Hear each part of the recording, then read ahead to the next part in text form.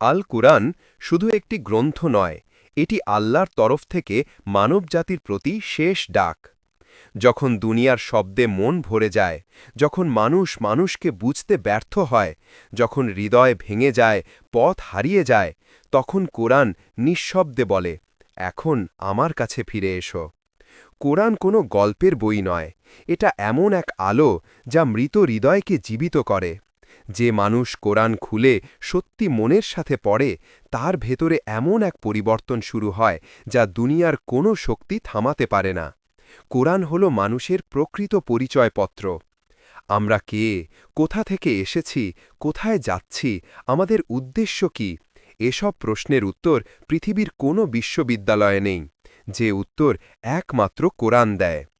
কোরআন মানুষকে স্মরণ করিয়ে দেয়, দুনিয়া সাময়িক, কিন্তু শেষ ঠিকানা চিরস্থায়ী।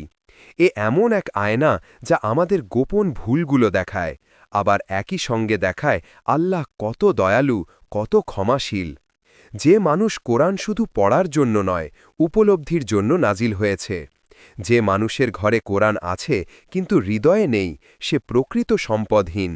কিন্তু যে মানুষ প্রতিদিন কয়েক আয়াত হলেও বুঝে পড়তে শুরু করে, সেই মানুষ একদিন নিজের জীবনটাই বদলে ফেলে।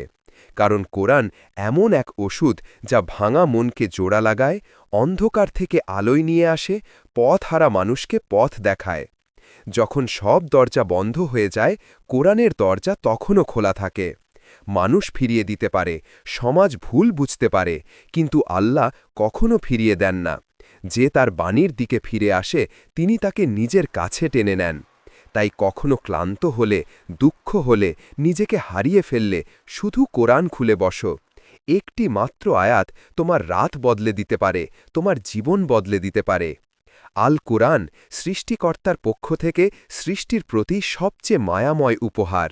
যার শব্দে আছে শান্তি, যার বার্তায় আছে মুক্তি, যার প্রতিটি অক্ষরে আছে রহমত।